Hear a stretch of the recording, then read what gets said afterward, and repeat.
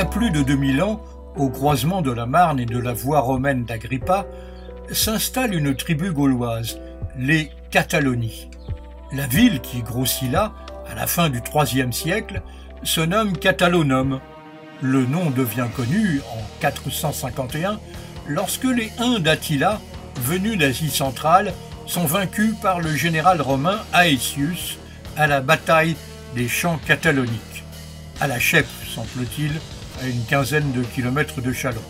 Même si des controverses existent sur l'endroit exact de la bataille, on a retrouvé là des traces d'un oppidum et d'une implantation humaine. Au fil des siècles, Catalonum devient Châlons, avec 2 A, en Champagne, puis Châlons en Champagne, et ensuite Châlons-sur-Marne. La ville ne redeviendra Châlons en Champagne qu'en 1998. Depuis la halte fluviale du Grand Jard, dont le nom médiévalisé découle de l'ancien arboretum créé en 1861 à l'occasion d'un comice agricole, il n'est pas bien difficile de trouver la cathédrale Saint-Étienne. Elle se dresse, un peu essolée par rapport à la ville, au-dessus des arbres et de l'Anse du Jard, où s'ébattent joyeusement pédalos, canoës et tracteurs flottants. La première Saint-Étienne fut construite au IVe siècle, puis remplacée à partir de 1120 par la cathédrale que l'on connaît actuellement. Elle présente une particularité unique. Lorsqu'on en fait le tour, on a l'impression de voir 3, voire 4 églises différentes. Une façade baroque élevée de 1628 à 1634. Côté nord, après une longue série d'arcs-boutants, un portail gothique splendide accolé à une toube carrée, un chevet qui propose encore une vision différente, et enfin le portail sud, semblable à celui de l'autre côté, mais inversé. Toutes ces architectures sont le fruit des ans, puisque la construction, commencée en roman vers 1120, s'est poursuivie en gothique au début du XIIIe et achevée en baroque en 1634. Il en résulte un bâtiment magnifique et passionnant à visiter, dont les hauteurs, les rosaces et les vitraux saisissent comme cette procession de saints dans le bras nord du transept à la manière d'une bande dessinée. À la base de la tour sud, des fonds baptismaux romans du XIIe en pierre sombre montrent des scènes du jugement dernier de toute beauté. À l'entrée nord, on remarque le Christolien, une très belle sculpture du XVIe. Dans une des chapelles de l'abside, un tableau médiéval du XVe, le seul conservé dans une église de Champagne-Ardenne, représente la consécration de la cathédrale par le pape Eugène III en 1147. Et sur les murs de tout l'édifice, d'énormes pierres tombales médiévales révèlent des visages gravés surgis du passé, comme cette adorable jeune femme qui pourrait presque être un Matisse, adossée à un pilier de l'abside, côté nord. En sortant, sur le côté sud, ne manquez pas la statue de Jeanne d'Arc écoutant ses voix, triste et solitaire dans son petit jardin. Pour éviter sa destruction pendant la guerre, un entrepreneur chalonnais l'avait entourée d'une baraque de chantier. Clément, c'est son nom, est mort en déportation. En remontant la rue de la Marne, qui suit l'ancien tracé de la Via Agrippa, on arrive au pont du Nau, qui surplombe l'une des 2 petites rivières qui traversent la ville. Là, on trouve une maison remarquable. C'est celle de la Petite Juiverie, qui est aussi le siège de l'office de tourisme, admirablement placé au centre de la cité. Originellement construite rue de la Petite Juiverie, d'où son nom, dans le quartier Saint-Dominique, elle fut déplacée lors de la rénovation de ce quartier. C'est une grande maison de la seconde moitié du XVIe siècle, avec des pans de bois agencés selon des motifs géométriques sophistiqués. C'est aussi l'emplacement de l'embarcadère pour des balades en barque dont nous parlons dans notre rubrique croisière. Et comme l'office du tourisme est aux petits soins pour ceux qui visitent la ville, on y trouve aussi des vélos à louer, des trottinettes et même des segways. À 2 pas de là, rue des Lombards, un autre édifice entre roman et style Renaissance attire l'œil des amateurs d'architecture médiévale. C'est l'église Saint-Alpin. Sobre et discrète, elle renferme pourtant les plus beaux vitraux Renaissance de Châlons, signés du peintre verrier Étienne de la Vallée, fabriqués dans les années 1530-1535.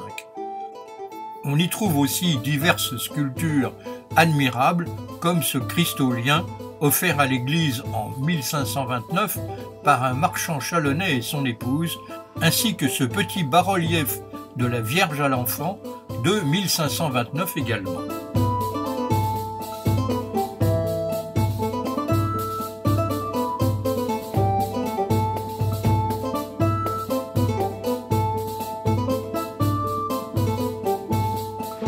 Donc voilà, là on est sur la face de l'hôtel de ville, proche. En compagnie d'Aurélie Pouchet, responsable des archives municipales et de la documentation de la ville, nous avons continué sur la rue de la Marne et sommes allés visiter le chœur souterrain de Châlons, devant l'hôtel de ville, place du Maréchal Foch. Ces caves médiévales datent des XIIIe et XVe siècles. Elles possèdent encore leurs colonnes et leurs plafonds en croisée d'ogives, sous lesquels était probablement entreposé du vin. Caché au public comme un petit trésor, on y accède par une entrée qui ressemble à une entrée de parking.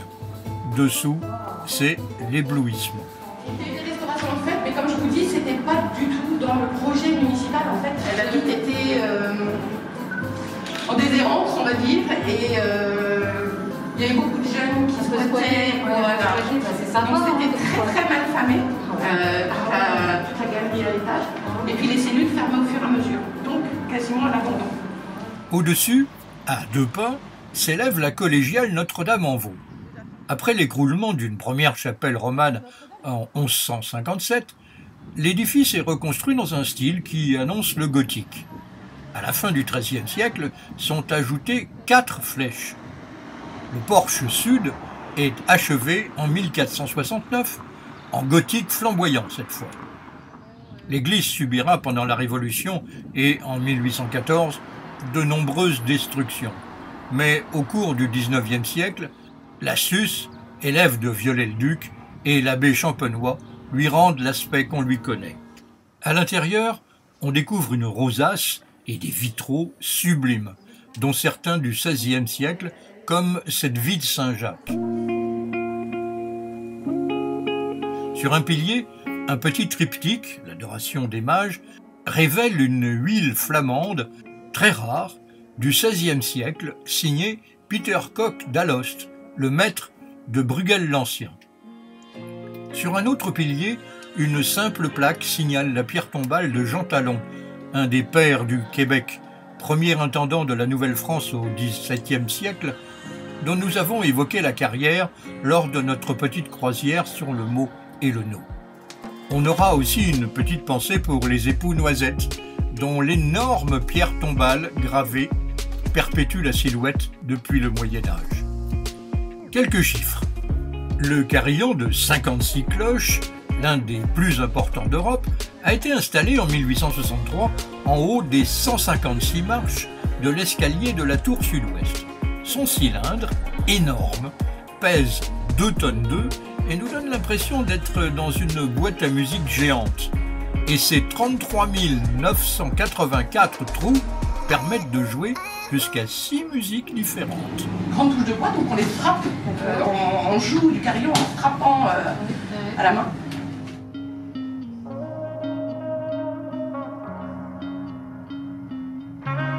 Sur le trottoir devant la collégiale, un chantier de fouilles de l'Institut national de recherche archéologique préventive a permis aux archéologues de découvrir dans le sous-sol de rues anciennes disparues les caves des maisons locales, mais aussi les traces de la voie romaine qui reliait Lyon à Boulogne-sur-Mer, ainsi qu'un cimetière carolingien et un sarcophage anachronique, puisqu'il date probablement du 7e siècle. Les archéologues pensent qu'il a été réutilisé quelques siècles plus tard. À côté du cloître de la collégiale Notre-Dame-en-Vaux, une maison à pans de bois est réputée comme étant la plus belle maison ancienne de Châlons. c'est la maison Clémengy, ainsi nommée parce qu'elle était précédemment rue Clémengy, à côté de la cathédrale Saint-Étienne. Destinée à être démolie, elle a finalement été déplacée pour être entièrement rénovée. Caractéristique des constructions de la fin du XVe siècle, avec son encorbellement latéral et sa tourelle d'escalier, elle appartenait à un notable de l'époque. Toutes les joies de Châlons, loin de là, ne sont pas épuisées en aussi peu de temps. On peut déjeuner très agréablement en terrasse, dans une des brasseries autour de la place du Maréchal Foch, devant l'hôtel de ville, et rejoindre ensuite la place de la République pour y admirer les splendides maisons anciennes à pans de bois tout autour. Là aussi, de multiples restaurants et terrasses accueillent les estomacs affamés.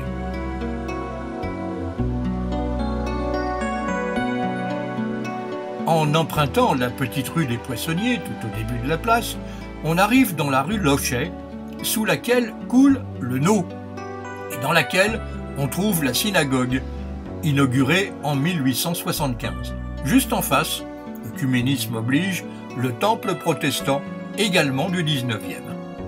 La fin de la rue Lochet débouche sur le boulevard Victor Hugo, qui nous ramène au port de Plaisance et au Jard dont nous étions partis. La boucle est bouclée, mais pas l'envie de revenir.